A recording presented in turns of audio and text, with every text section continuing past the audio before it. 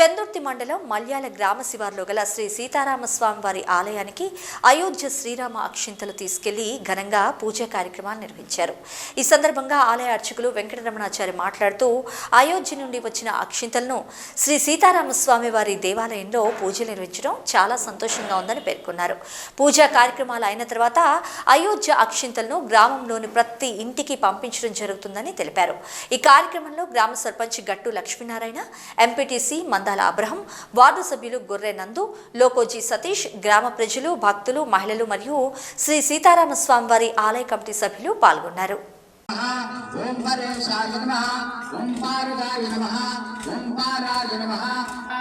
ఓం శ్రీమతే నమః, ఓం రాజేంద్రాయ నమః, ఓం రఘుపుంగవాయ నమః, ఓం జానకీ వల్లభాయ నమః, ఓం జైత్రాయ నమః.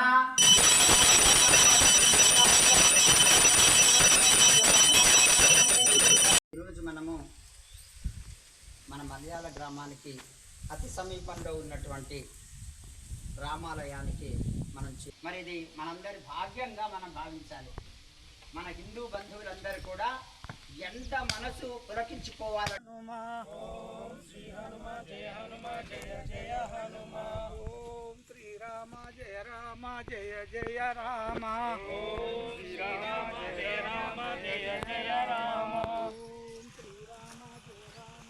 సీతారామచంద్రస్వామి ఆలయం వరకు గ్రామ ప్రజల సహకారంతో సర్పంచ్ గారు మరియు వెంకటస్వామి ఆలయ చైర్మన్ మాదారి కిషన్రావు గారు, గ్రామ ప్రజలు మరియు భక్తులు అధిక సంఖ్యలో పాల్గొని శ్రీ సీతారామచంద్ర ఆలయం వద్ద వచ్చి ఇక్కడ పూజాకారం నిర్వహించిన తర్వాత అట్టి అక్షంతలను మన గ్రామంలో ఉన్న ప్రతి ఒక్కరికి ఇవ్వడం జరుగుతున్నది.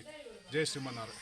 అయోధ్యలో బాలరాముడి యొక్క విగ్రహ ప్రతిష్ఠ సందర్భంగా పూజాక్షతలు అయోధ్య నుంచి మన గ్రామానికి కూడా రావడం జరిగింది.